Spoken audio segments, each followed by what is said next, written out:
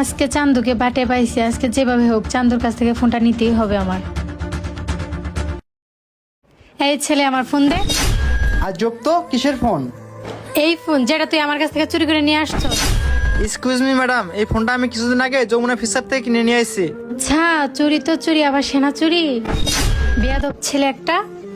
আরে ম্যাডাম ভুল করতেছেন, ফোনটা আমার বন্ধুরই। আপনি একটু চুপ থাকেন। চোরের সাথে থাকতে থাকতে আপনিও চোরের মতো কথা বলতেছেন।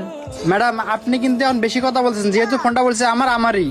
আচ্ছা, এই ফোনটা যদি তোরই হয় তাহলে এই ফোনের ভিতরে আমার ছবি কিভাবে আসলো? আরে আমার ফোনে ওর ছবি কিভাবে আসলো? আরে আজব তো, আমার ফোনে ওনার ছবি কিভাবে আসলো? দেখছো, লাস্ট পর্যন্ত তোমার বন্ধু চুরি বের হলো। দেখ বন্ধু, এগুলো আমি তোর কাছ থেকে আশা করিনি। শেষ পর্যন্ত তুই ম্যাডামের ফোনটা চুরি করে নিলি। আইফোনটা যে মেরে দিছি, ওদেরকে সেটা বুঝতে দেওয়া যাবে না। আরে না বন্ধু, এই ফোনটা আমারই। আমি এটা কিছুদিন আগে যমুনা থেকে কিনে নিয়ে আসছি। কিন্তু আরেকটা বিষয় আমি কিছুতেই মাথায় ঢুকাতে পারতেছি না, ওনার ছবি আমার গ্যালারিতে কিভাবে সেভ হলো? ফোনটা যেহেতু আমার, তাহলে তো আমার ছবি থাকবে। তোর মতো চোরেরই তোর বাজারের ছবি থাকবে? দেখেন ম্যাডাম, আপনার মনে হয় কোথাও কোনো ভুল হচ্ছে। আপনি এক কাজ করেন, আমার ফোনটা আপনি আমাকে দিয়ে দেন।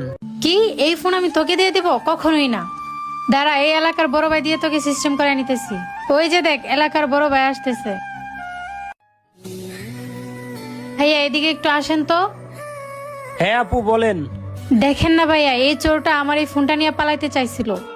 যখন ওকে ধরে ফেলছি তখন সে বলতেছে এই ফোনটা নাকি ওর।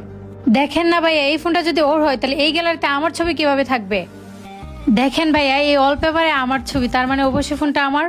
হ্যাঁ ফোনটা তো ওরই, ওয়ালপেপারে ওরই ছবি, তাহলে ফোনটা তোর কিভাবে হয়? আরে ভাইয়া, আমি একটা জিনিস কিছুতেই বুঝতে পারতেছি না, ফোনটা আমার। আর কিছুদিন আগে আমি এই ফোনটা যমুনা ফিসার থেকে কিনে নিয়ে আসছি। ভাইয়া আমি একটা জিনিস কিছুতেই বুঝতে পারতেছি না, আমার ফোনে ওর ছবি কিভাবে আসলো? কই থেকে আসবে মানে? এই ফোনে তো আমার